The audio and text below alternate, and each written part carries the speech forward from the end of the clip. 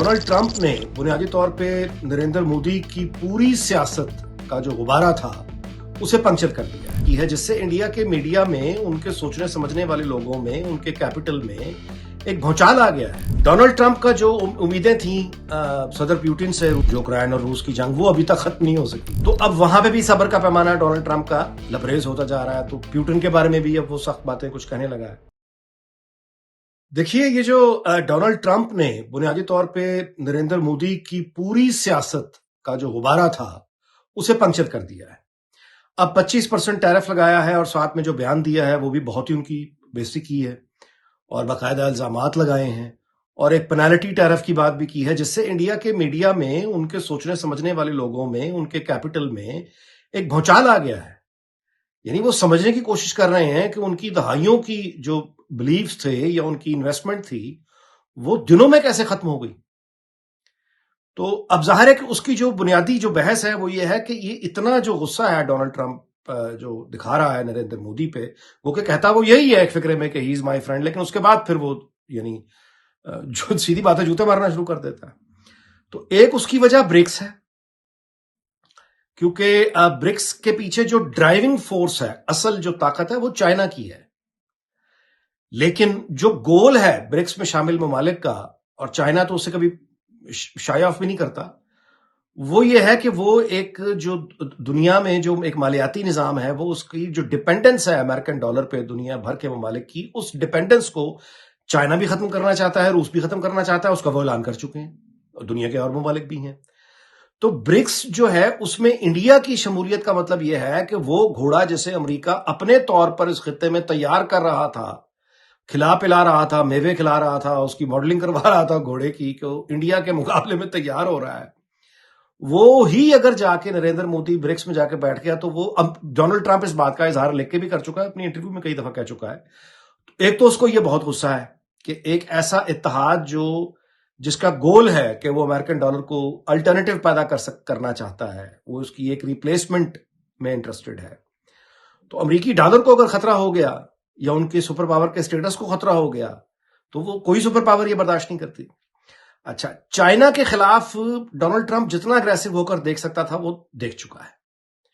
और चाइना का सच्ची बात है वो कुछ बिगाड़ नहीं सकता। वो चीन को अगर ज्यादा, यानी जितनी भी सख्ती हो सकती थी चीन के साथ करके उसने देख ली, और फिर चाइना का जो जवाब मिला, चाइना ने जो दिया, वो सिर्फ अमेरिका में डोनाल्ड ट्रंप ने मैंने नहीं देखा, वो पूरी दुनिया ने देखा कि चीन ने फिर जवाब किस तरह से दिया, जिसकी वजह से उनको, अमेरिकियों को, यानी लिटरली एक तरह से मिन्न समाजत करके चीन के साथ अपने मामलात को ठीक करना पड़ा। लेकिन अभी तो वो चीन के साथ यानी इस फेज में है क्योंकि चाइनीज माइट को टकरा नहीं सकते वो, लेकिन बाकी वो और तरीका करेंगे। तो अब चीन को तो कुछ कर नहीं सकते, लेकिन वो जाहिर है कि इंडिया पे गुस्सा उनका फितरी है कि तुम वहां पे जाके क्यों बैठे हो, जिसकी वजह से वो अभी इंडिया पर सख्ती ये बरकरार रहेगी। नंबर 2, डोनाल्ड ट्रंप का जो उम्मीदें थी सदर पुतिन से, रूसी सदर पुतिन से, और यूक्रेन में उसका ख्याल था, वो वादा करके आया हुआ है कि मैं खत्म करा दूंगा 24 घंटे में यूक्रेन और रूस की जंग, वो अभी तक खत्म नहीं हो सकी। तो अब वहां पे भी सब्र का पैमाना डोनाल्ड ट्रंप का लबरेज होता जा रहा है। तो पुतिन के बारे में भी अब वो सख्त बातें कुछ कहने लगा है। अच्छा, रूस जो है वो चूंकि पाबंदियां लगी हुई है, यूरोप को बेच नहीं सकता तेल, तो वो जाहिर है कि इंडिया को दिया करता था, इंडिया उसको रिफाइन करके आगे यूरोप को बेच दिया करता था। बाइडेन इंतजामिया ने आंखें बंद की हुई थी, डोनाल्ड ट्रंप तैयार नहीं हो रहा। तो अब सदर पुतिन का भी, यानी वैसे तो वो अब क्या बिगाड़ेगा उसका, जितनी पाबंदियां लगा सकती थी सैंक्शंस, वो तो ऑलरेडी सैंक्शनड है बहुत हैवीली रशिया, बिगड़ा उन सैंक्शन से कुछ भी नहीं, रशिया चल रहा है ना, वो अपनी पोजीशन से पीछे हटा है। तो अब पुतिन का भी वो उस तरह से कुछ बिगाड़ नहीं सकता जिस तरह से चीन का कुछ नहीं बिगाड़ सकता। तो उधर चीन में ब्रिक्स का गुस्सा भी नरेंद्र मोदी पर है,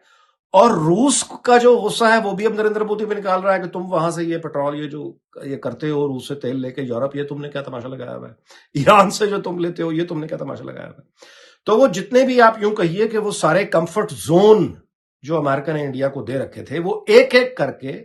डोनाल्ड ट्रंप उन तमाम जोन्स को बंद करता चला जा रहा है, और वो इस हद तक ले जाना चाहता है कि इंडिया सफोकेट हो जाए, उसको समझना है।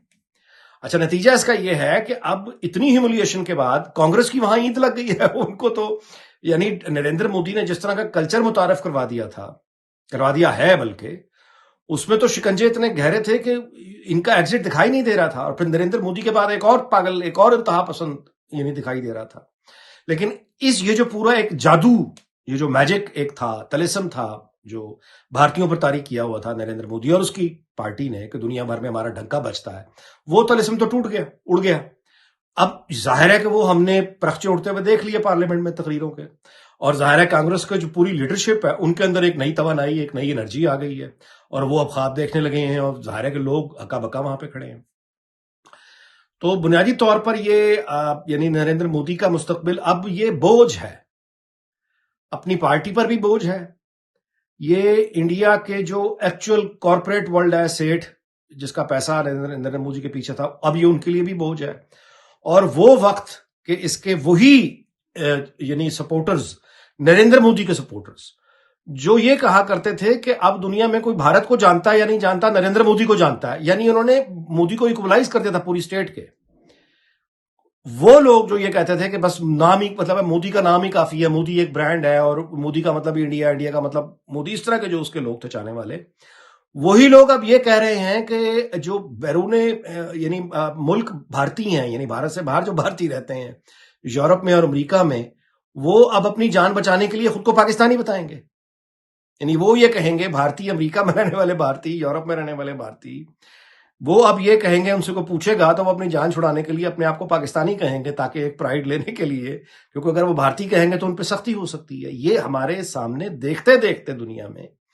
یہ جو ایک جھوٹ کا اور طلسم کا غبارہ بنایا ہوا تھا بھارت نے، یہ پنکچر ہو گیا ہے۔ اور دوسرا جو موضوع ہے، میں اس پہ گزارش کرنا چاہوں گا کہ علی امین گنڈا پور نے اب یہ کہہ دیا ہے آ کے کہ اس کی بات جو اس نے اداروں پہ الزام لگائے تھے نام لے کر دہشت گردی کے حوالے سے، اب وہ مکر گیا ہے، یو ٹرن لے گیا ہے علی امین گنڈا پور، اور بھارتیوں کو اور بھارتی نیوز چینلز کو برا بھلا کہہ رہا ہے کہ اس کے بیان کو بدل کے چلایا گیا وغیرہ وغیرہ۔ نہیں، بدل کے نہیں چلایا گیا تھا، جو علی امین گنڈا پور نے کہا تھا وہی رپورٹ ہوا تھا۔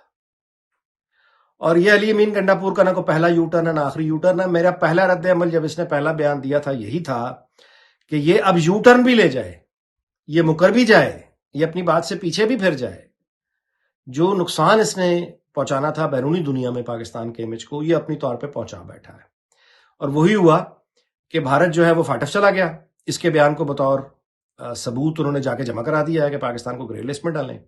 اور یہ مکر گیا کہ میں نے تو ایسا کہا ہی نہیں تھا، میرا تو یہ مطلب ہی نہیں تھا۔ دونوں کام ہو گئے، یہی دونوں خدشات میں نے گزارش کی تھی۔ اچھا، لیکن ظاہر ہے کہ اس وقت پاکستان کا جو ایک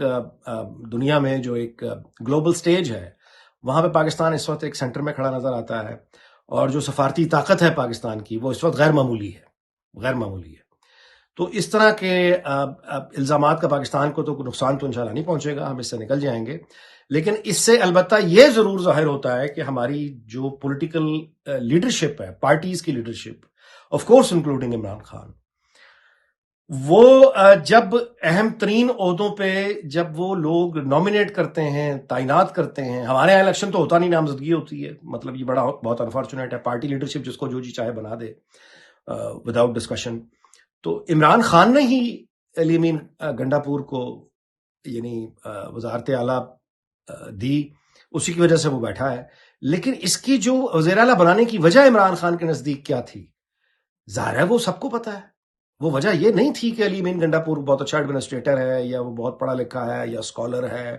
یا دھیمے مزاج کا آدمی ہے، یا سیاستدان بہت بڑا ہے، یا یہ کہ وہ صوبے کے معاملات کو اچھا چلائے گا۔ بالکل ان میں سے کوئی وجہ بھی نہیں تھی۔ اس کو وزیر اعلیٰ بنانے کی صرف ایک وجہ تھی کہ وہ فسادی ہے، فساد کرنا جانتا ہے،